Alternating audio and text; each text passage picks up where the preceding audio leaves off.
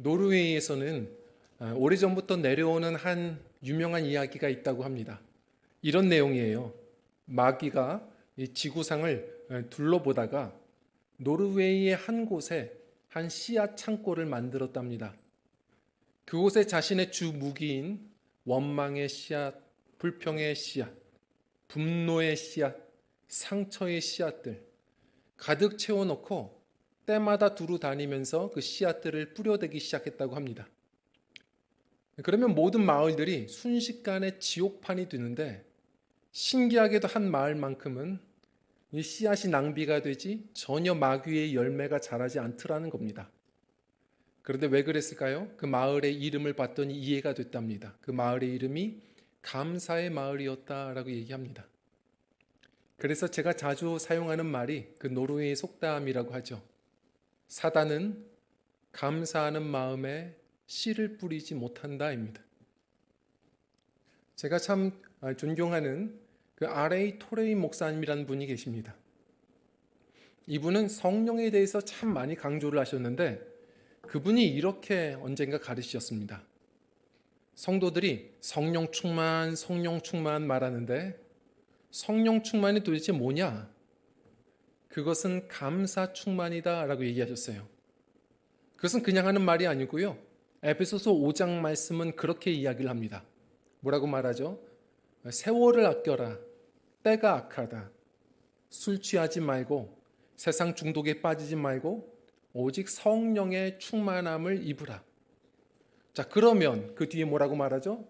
성령 충만하면 범사에 우리 주 예수 그리스도의 이름으로 하나님께 감사하며.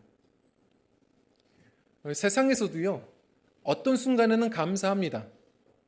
그러나 성경이 말하는 대로 범사에 모든 상황에 감사하는 건 사실 세상에서는 알 수 없고 할 수 없는 일입니다. 모든 상황입니다. 다시 말해, 취업할 때만 감사가 아니고 때로는 부당하게 해고를 받는 그날도 감사하라는 겁니다. 아이를 가졌을 때만 우리가 감사하는 게 아니고 때로는 너무 고통스러운 그런 유산의 아픔을 경험하는 그날에도 감사하라는 거거든요. 어떻게 늘 범사에 감사합니까? 우린 기억해야 합니다. 성도의 감사는 어떤 이유 때문에 감사가 아닙니다. 이미 주님이 우리를 구원하셨고 우리는 성도로서 구별된 삶을 사는데, 성도의 삶의 특징이 감사인 겁니다. 그래서 데살로니가전서 5장 16절에서 18절을 보면 너무 유명한 구절이죠. 항상 기뻐하십시오. 쉬지 말고 기도하십시오. 범사에 감사하십시오. 그런데 이 말씀을 메시지 성경에서는 이렇게 말해요. 이 모든 것이 하나님께서 그리스도 예수 안에 있는 여러분에게 바라시는 생활 방식입니다. 이 그리스도인의 생활 방식은 감사예요. 제가 오늘 설교 제목을 감사의 언어 63도라고 얘기했습니다. 63도가 뭘까요? 63도는 이 세균이 살아갈 수 없는 환경이 63도 이상이라고 합니다. 그래서 특히 우유 제조 공정들을 보면 영양소는 파괴하지 않고 그러면서 세균을 박멸하는 바로 그 온도를 철저히 지킨다고 하죠. 그 까다롭게 지키는 온도가 63도. 그래서 우유 제품들도 63도가 많고, 또 뭐 커피숍도 라떼를 많이 하는 곳은 뭐 63도 이런 이름들이 있습니다. 우리가 그래야 한다는 겁니다. 우리 성도는 환경이 어떠할지라도 우리 영혼의 온기가 있어서, 늘 은혜가 있어서 사단이 때때로 별것 아닌 문제 때문에라도 우리 안에 때로는 삽으로, 때로는 포크레인으로 얼마나 많은 부정의 씨앗을 마음에다가 뿌리는지 모릅니다. 요즘 우리 성도님들의 마음을 점검해 보십시오.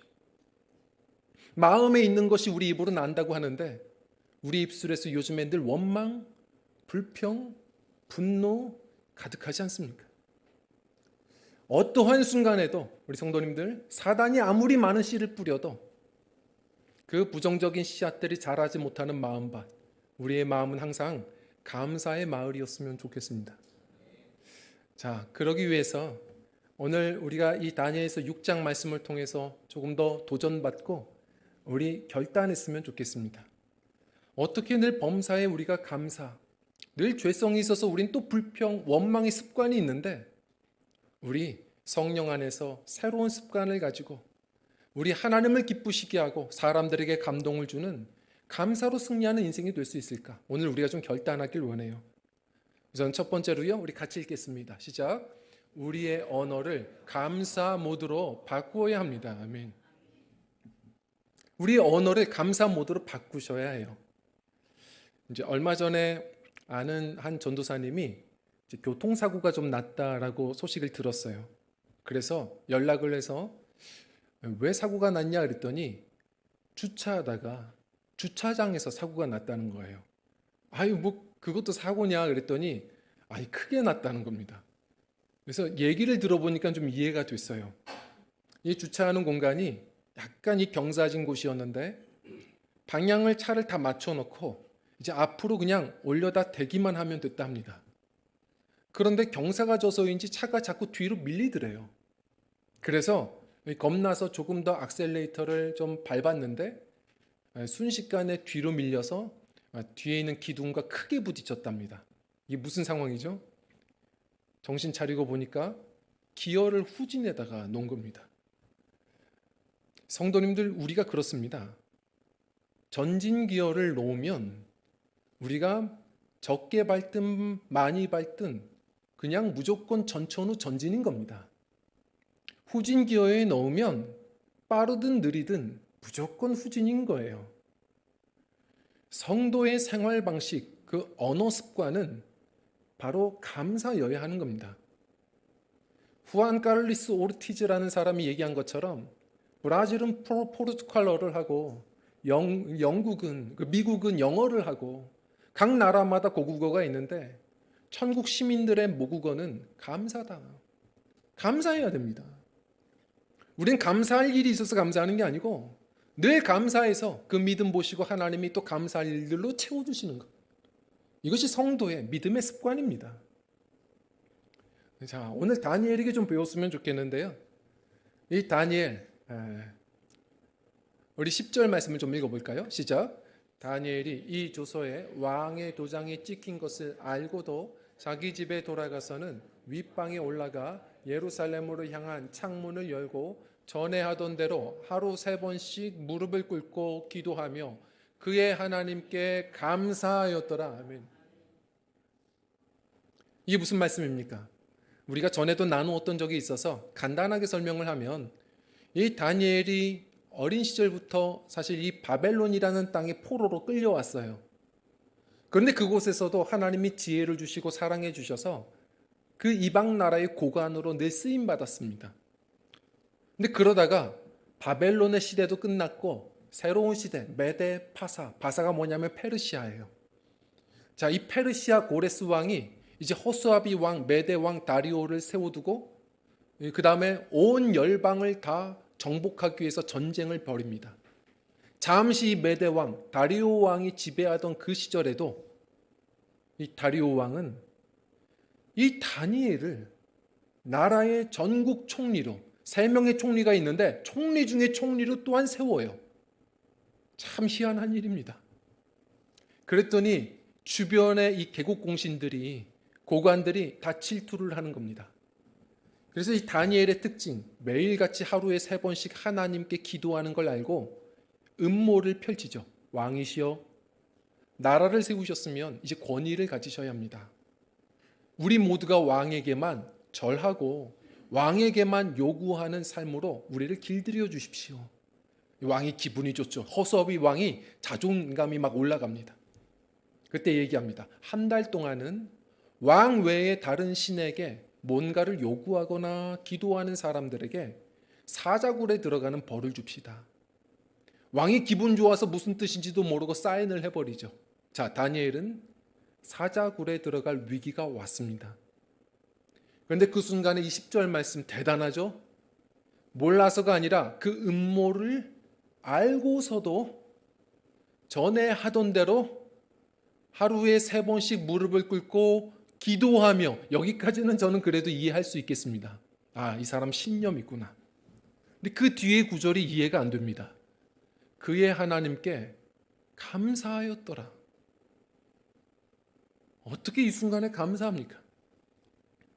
근데 원어를 보면 조금 이해가 됩니다. 원어에는 어떻게 나와 있냐면요. 그는 그리고 기도했고 그리고 감사하였다. 이렇게 나와 있습니다. 이 앞에 이 두 기도와 감사에 그리고가 붙어요. 이게 무슨 말이냐면 동시성입니다. 그는 매 순간 기도했고요. 기도할 때마다 감사한 겁니다. 늘 하던 대로. 그는 이 이방 땅의 포로로 끌려와서 하나님의 은혜로 인생의 지뢰밭을 늘 걸어온 거예요. 그래서 항상 하나님께 감사했고요. 그대로 그 순간에도 그 언어의 습관으로 하나님께 사자굴의 위협이 있는 순간에도 감사기도 했다는 겁니다. 얼마나 대단한 믿음입니까? 우리에게도 그런 습관이 필요하지 않겠습니까? 제가 이 감사를 떠올릴 때마다 생각나는 사람, 저를 훈련시키는 한 분이 계세요. 혹시 이 김희아 집사님을 아십니까? 예전에 그 강연 백도신가요? 한 프로그램에 나와서 많은 사람들에게 감동을 줬고 이분이 집사님인 게 이제 드러나면서 교회들이 초청을 해서 또 많은 간증 집회를 해 오셨습니다. 그때마다 들으면 들을수록 감사해요. 감동이 듭니다. 이분이 어떤 분이냐면 이제 보시면 아시겠지만 보자마자 우리에게 긴장감을 주는 얼굴이에요. 이제 오른쪽에 한 면이 다 붉은 반점으로 뒤덮여 있습니다. 그리고 이 붉은 반점만 있는 게 아니라 또 한쪽이 암투병이 있어서 뼈가 녹아서 또 함몰이 되어 있어요. 이분이 이런 얘기를 합니다. 어릴 적에 이 붉은 반점 때문인지 부모님이 자신을 버리고 보육원에서 자라왔다는 겁니다. 보육원에서 자라는데 어릴 때는 몰랐죠. 자라가면서 조금씩 사는 게 두려운 거예요. 한 번은 미술 시간에 준비물을 가져가지 못했는데 아이들이 그래서 자신 벌칙으로 이 교탁 앞에 나와서 모델이 되어줬는데 50명이 자기 얼굴을 그리는데 다 괴물로 그립니다. 너무 괴로워서 그 보육원에서 배운 하나님, 그 하나님 앞에 밤마다 울면서 기도했대요. 하나님, 전능하시다면서요. 저희 주먹 쥔 오른손을 지우개로 바꿔주셔서 제 얼굴에 반점을 좀 지워주십시오. 매일 밤을 울면서 그 얼굴을 문댑니다. 그런데 지워지지가 않죠. 어느 순간 그 기도를 멈췄답니다. 왜냐하면 포기한 게 아니라 기도하다가 은혜가 된 거예요. 하나님의 마음을 이제 읽게 되었는데 어느 순간 그런 생각이 문득 들더랍니다. 이 감사는 은혜로 하는 거예요. 이분이 뭐라고 하냐면 기도하는데 어느 순간 하나님의 마음이 느껴지는데 나를 만드신 분이 하나님인데 하나님은 실수하지 않으시는데 이 모습을 만족하지 못하고 늘 슬퍼하는 내 모습 보고 하나님이 더 오랫동안 속상해 하셨겠다. 그 마음이 느껴져서 하나님께 감사하기로 결정했답니다. 근데 그러다 보니까 어느 순간 보육교사로 취업의 문도 또 열리고 그리고 자신의 있는 모습 그대로를 사랑해주는 지금 남편을 만나서 가정까지 이루게 되고 자녀를 낳게 되는데 이쁜 딸들이에요. 그런데 딸을 낳고 나서 갑자기 또 두려워지더랍니다. 이 엄마 마음이죠.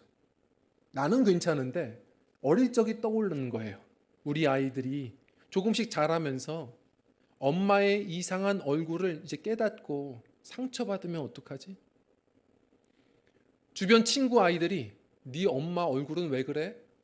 그렇게 놀려서 우리 아이들 마음이 상처받으면 어떡하지? 다시 두렵더라는 거예요. 근데 그 순간 또 기도하다가 은혜가 되는데 결단했답니다. 아, 그렇지.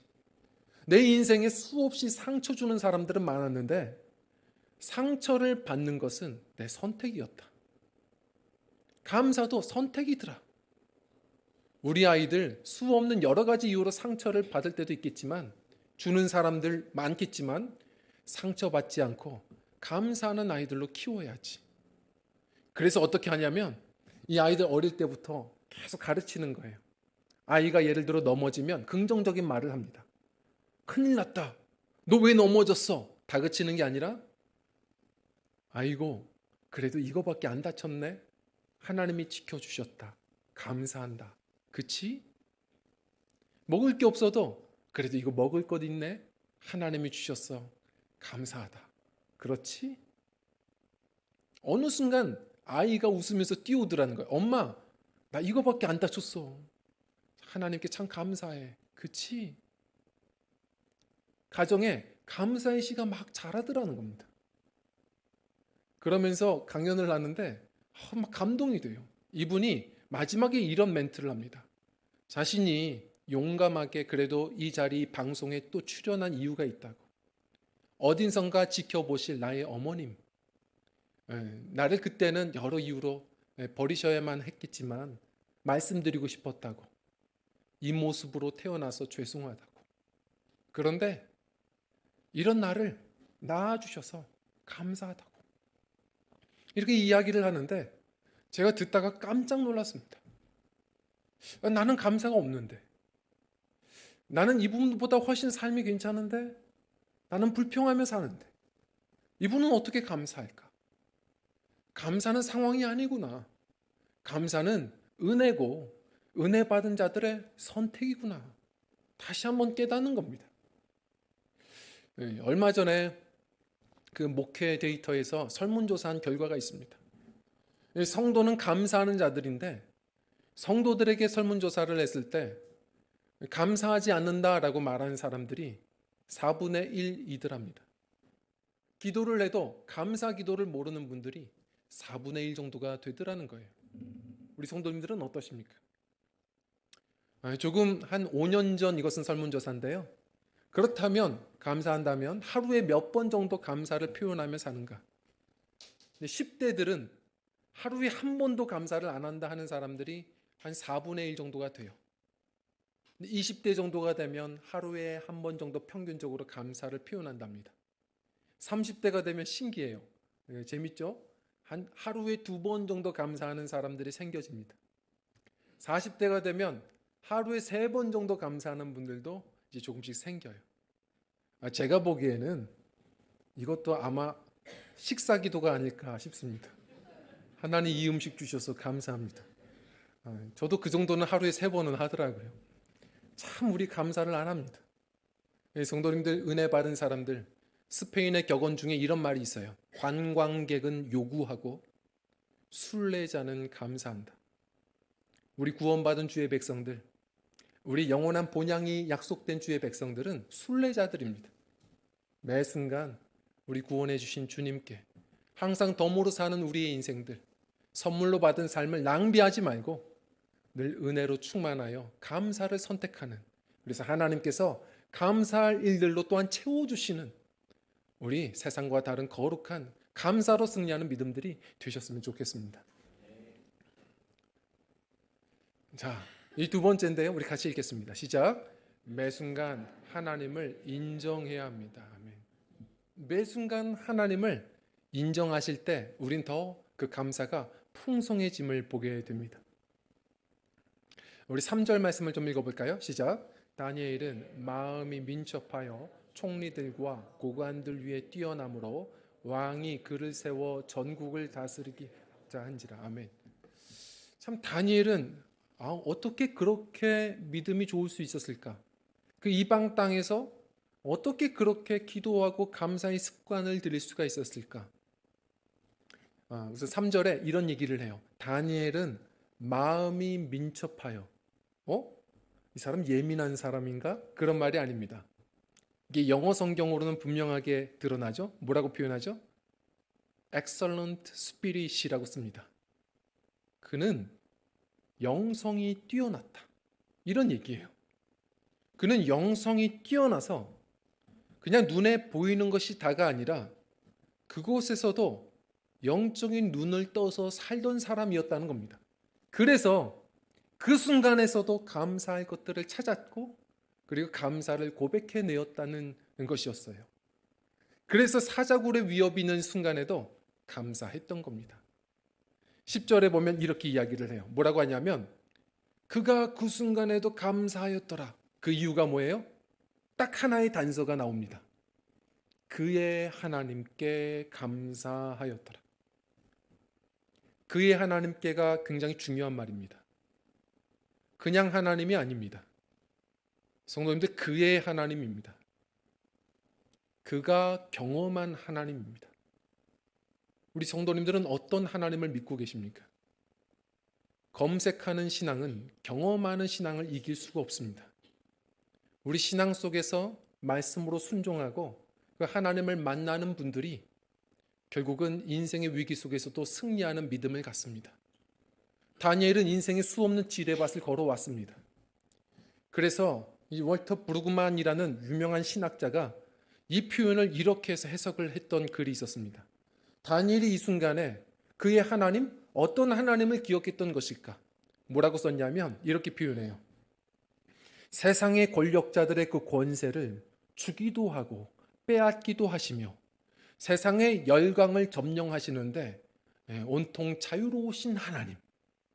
이게 무슨 표현이에요? 젊은 시절부터 다니엘이 경험했습니다.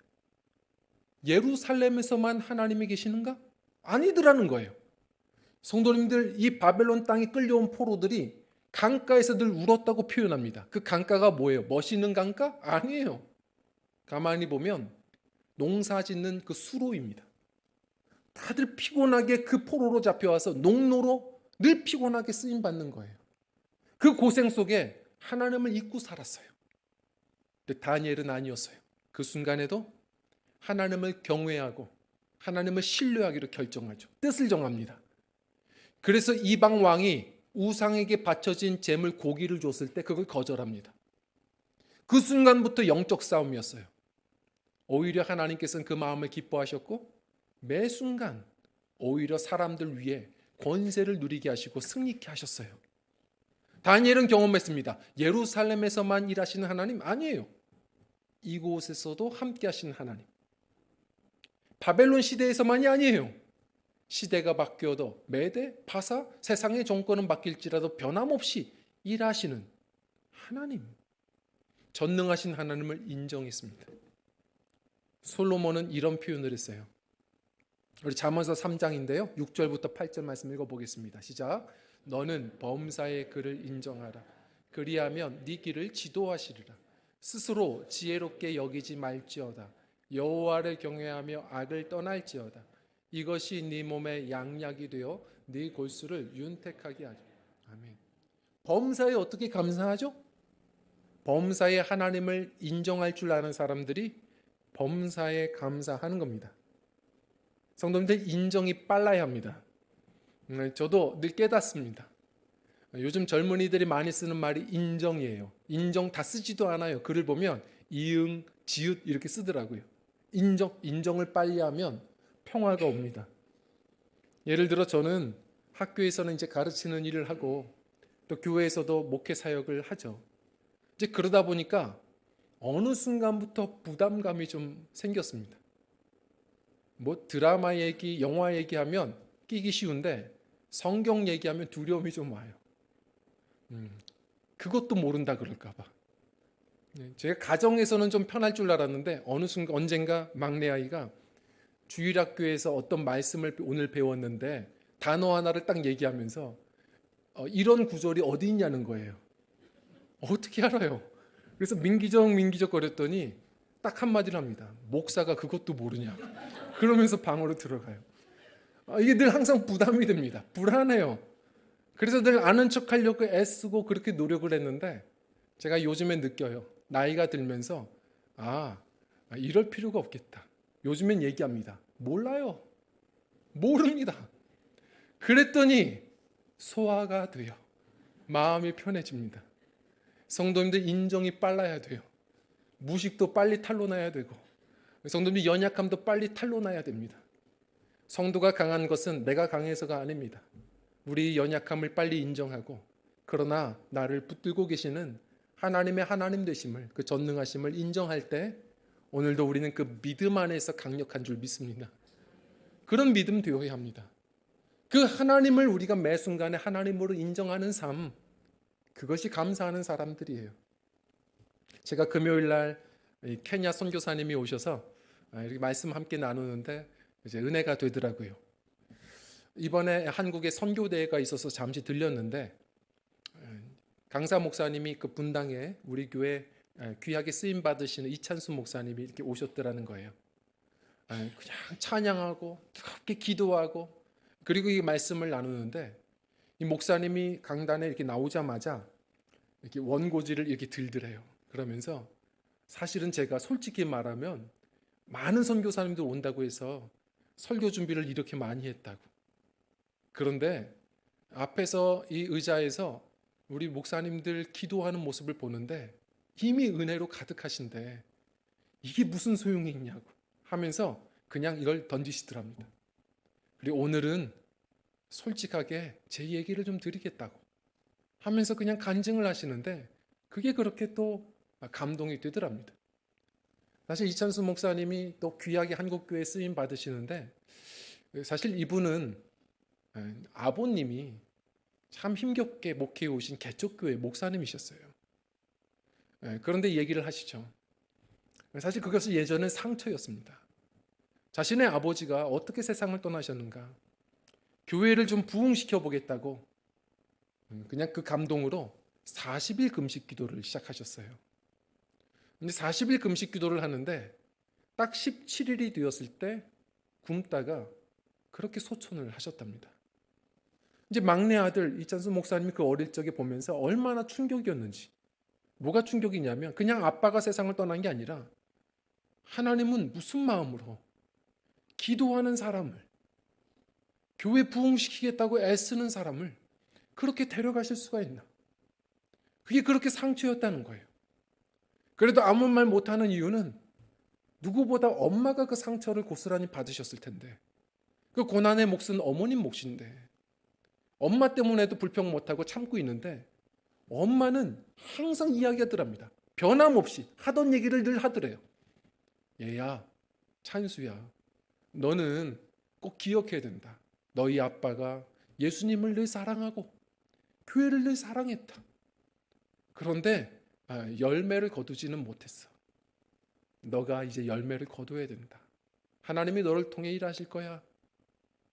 엄마는 진짜 저렇게 믿고선 얘기하는 건가? 상처도 안 받았나? 자기는 신학 가는 거 죽어도 싫은데 가기 싫은데 신기한 건 엄마의 기도 때문인지 멍하다 어떻게 살다 보니까 자기가 신학에 가 있더래요. 그리고 목회자가 돼 있더랍니다. 한 번은 그냥 부흥사로서 활동을 하다가 어머님을 오랜만에 만난 적이 있는데 그때 어머님께 듣고 깜짝 놀랐대요. 어머님은 처녀 시절부터 그랬답니다. 예수님을 만난 이후로부터 한 번도 원망을 해본 적이 없더라는 거예요. 하나님이 이미 구원해 주셨는데 그걸로 충분한데 늘 은혜를 주시는데 늘 감사드라는 거예요. 그래서 생각해 보니까 생각이 나더랍니다. 어렸을 때부터 이 어린 자신을 무릎팍에 앉혀놓고 늘 불러주신 노래가 있대요. 아 하나님의 은혜로 있을 데 없는 자. 후렴이 뭐죠? 내가 믿고 또 의지함은 내 모든 형편 아시는 주님 늘 보호해 주실 것을 늘 보호해 주실 것을 나는 확실히 아네. 이 상황이 다 이해되지 않아도 여기까지 구원해 주시고 인도하신 그 은혜가 앞으로도 날 지키시고 붙드실 것을 믿는 것. 당신의 남편도 하나님께서 더 좋은 곳으로 인도하셨을 것이고 우리의 가정도 선으로 가장 아름다운 것으로 이끄실 것이 분명하기에 어머님은 늘 감사였던 것이었죠. 그래서 이 목사님도 배운 것 같아요. 이번에 그런 간증을 하시더랍니다.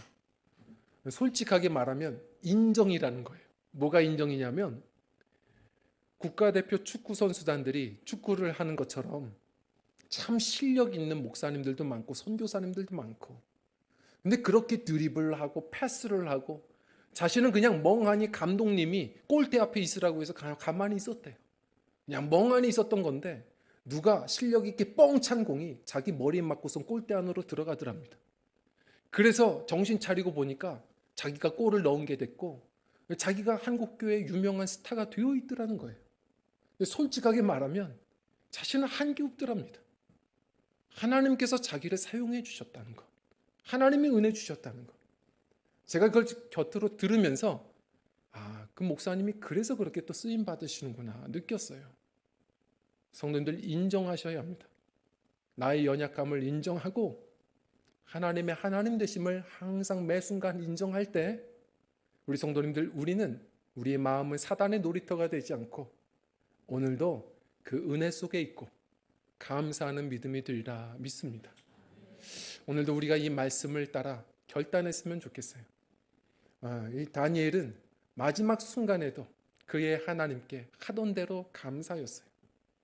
믿음의 사람들은 골로새서 말씀처럼 무슨 일이 있을 때 감사하는 게 아니라 감사하는 자로 부름받았습니다. 혹시 이 그림책을 아십니까? 원리를 찾아라라는 재밌는 그림책이죠. 한 번씩은 해보셨을 거예요. 어른들도 좋아합니다. 아주 복잡한 사람들이 그냥 수많은 혼란스러운 상황 속에서 이런 그림 속에서 저 왼쪽에 있는 저 복장을 입은 안경 쓴 원리를 한 명을 찾아내는 그런 그림책이죠. 예전에는 제가 잘 찾았는데 요즘엔 노안이 와서 잘 안 봅니다. 근데 이 원리를 찾아라를 그렇게 좋아하는 이유가 있죠. 딱 하나 있거든요. 드디어 찾았다 하면 다들 경험해 보셨을 거예요. 원리가 아니라 치마를 입고 있는 월마일 때가 많습니다. 원리를 찾기가 쉽지가 않아요. 근데 이 그림책이 왜 이렇게 인기를 얻었을까? 그리고 왜 이런 그림책을 만들었을까? 예전에 이 마틴 핸드포드가 자신이 이 그림책을 만든 이유에 대해서 한번 이야기를 하는데 참 감동이 되더라고요. 뭐라고 했는지 아세요?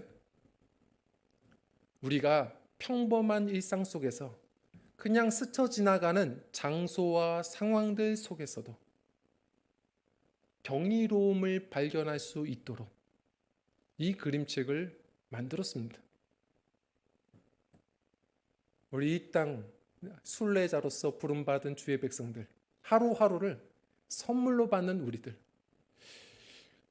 때로는 평범해서 똑같은 한 주일처럼 느껴질 때가 있습니다. 다람쥐 쳇바퀴 굴러가는 것처럼 지루한 하루하루를 보낼 때가 있죠. 때로는 그 순간에도 참 견디기 힘든 사자굴처럼 두려운 고된 하루도 있습니다. 그러나 기억해야 합니다. 우리 다니엘처럼 항상 성령에 충만하여서 우리 보는 것이 달라야 합니다. 그 평범해 보이고 때로는 괴로운 그 하루에도 우리의 구원을 신실하게 이끌어 가시는 하나님, 그 순간에도 우리 전능자의 그 손으로 붙들어 주심이 함께 해주시는, 함께 하시는 그 하나님을 발견할 수 있는 우리 믿음이라면 우리 믿음의 삶은 항상 그 여정이 순간순간이 늘 감사로 충만한 시와 찬미가 되리라 믿습니다. 우리 어떠한 순간에도 우리 마음까지는 무너지지 않는, 사단이 씨를 뿌려도 그 마귀의 열매가 자라지 않는 우리 감사의 밭들, 하나님이 주신 모든 세월들을 낭비하지 말고 감사로 살아가는 믿음들이 되어서 사람들을 감동시키고 하나님을 감동시키는, 하나님이 풍성함으로 채워주시는 승리하는 믿음의 여정들, 저와 성도님들의 신앙이 되시기를 간절히 축원드립니다. 우리 함께 찬양하고 기도하겠습니다.